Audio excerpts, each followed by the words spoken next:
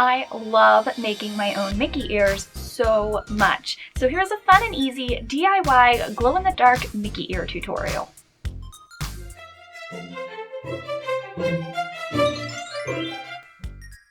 I'm a firm believer in having Mickey ears for every outfit and occasion at Disney, and that includes those times that are less than well lit.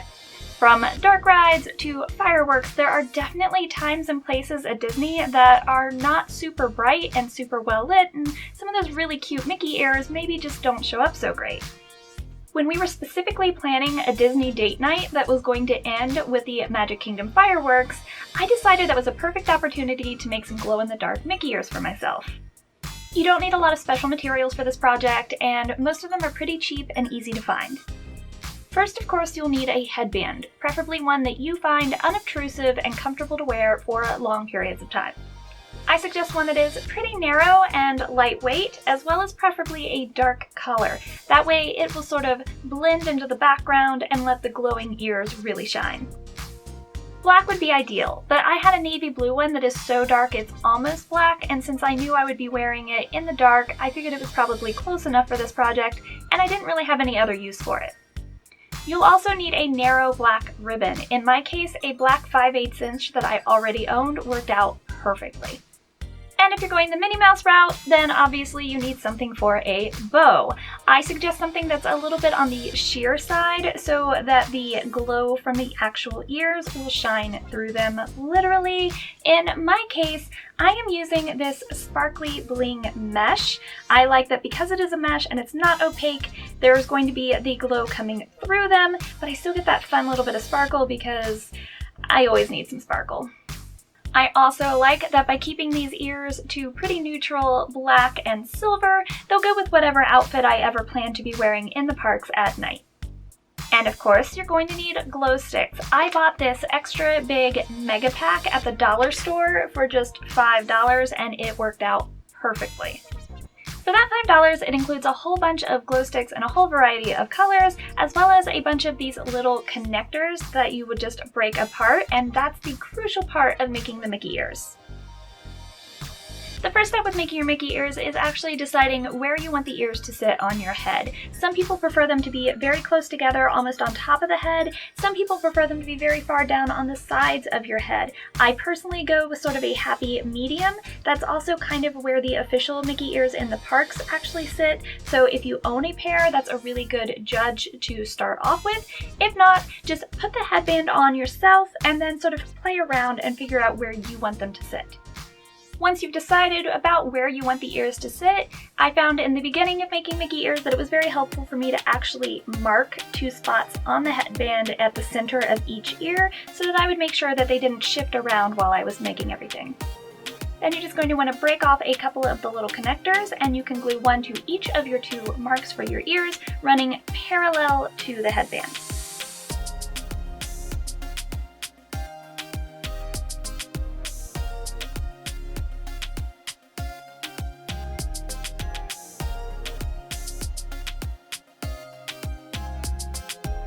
I made sure to build up a lot of glue in that space between the headband and the curve of the connector, really fill in that area on both the front and the back of each connector.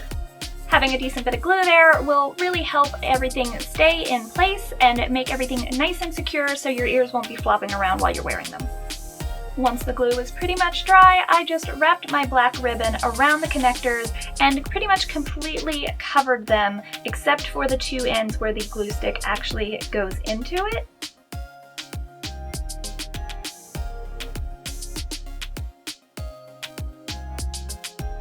Covering the connector isn't necessarily essential if you're pressed for time. It's partly for aesthetics. But it also will, over time, give you a lot more stability and make it a lot more secure.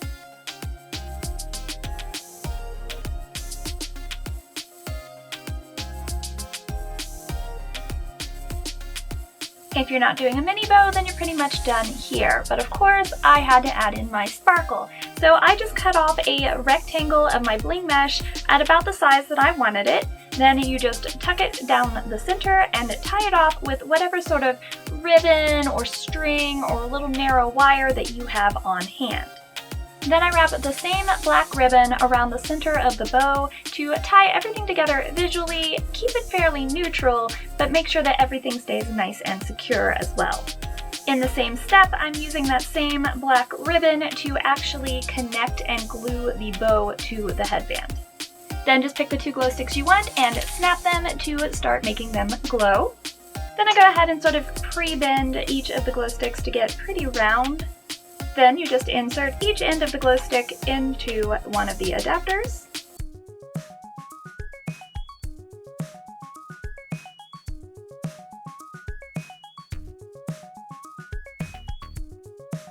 These ears turned out pretty much exactly as I had hoped. These particular glow sticks are pretty small. I think they're kind of meant to be like a children's bracelet because I have pretty small wrists and that's about the size that they'll fit on me. But you could probably buy the larger ones that are meant for different purposes if you don't want them quite so tiny. But I like the idea of these being fairly small, unobtrusive, and kind of just adorable and mini. It's really nice that they're all actually very small because I can fit everything to make them into my park bag really easily in case we're getting there well before dark and I want to wear some different ears during the day. Without the ears on, of course, the headband is very small, and since everything is wrapped nicely in that ribbon, it's very secure to go ahead and just pop this whole little headband down in my bag. Then I already owned this sort of hard-sided jewelry travel case that is conveniently the perfect size for the glow sticks, but if you had sort of a fairly secure and stable pencil case or makeup bag or something like that, that would probably work just as well. You just want to make sure that whatever you put them in isn't going to get thrown around so much that the glow sticks break and snap while they're in your bag, or you'll lose a lot of that precious glow time. And as you can see, they show up pretty well even in sort of low light conditions, so you don't have to wait until full dark to put them on, but I do like that even when it is really dark, the glow isn't so bright and obnoxious to other park guests. For instance, some of my ears that actually have lights and actually full-on light up, I always make a point of turning them off for dark rides and in some of the dark attractions, things like that, because I feel like they're kind of obnoxious to the other guests and I don't want to ruin anybody else's experience. But this is so subtle, like I wear these for like shows and fireworks and all of that, and I really don't worry that I'm obstructing anybody else's experience. Even lighting them up before sunset when it was just barely starting to get darker in the park, the glow lasted all the way through our evening in the parks and the fireworks, and then all the way through the close of Magic Kingdom and back to our resort. And even when we got back to our resort room that night and we were getting ready for bed, they were still glowing strong. So you can definitely get a good bit of time and wear and glow out of one pair of glow sticks.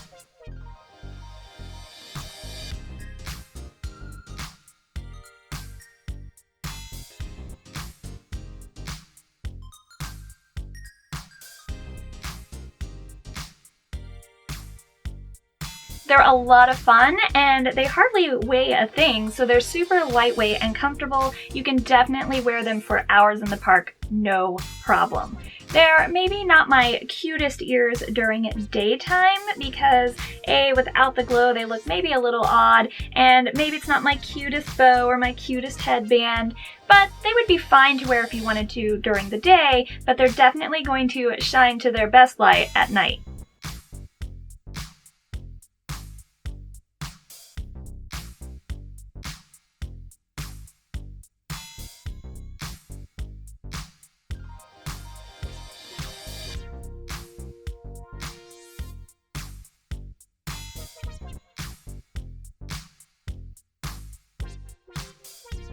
I really love that because the headband and bow part is all nicely made and will last for a while, they're definitely really reusable and I'll be able to get a lot of nighttime wear out of these in the park. I hope you found this interesting and it inspired you to make your own glow-in-the-dark Mickey ears. If you enjoyed this video, I hope you'll like and subscribe down below. Have a beautiful day and I'll see you next time.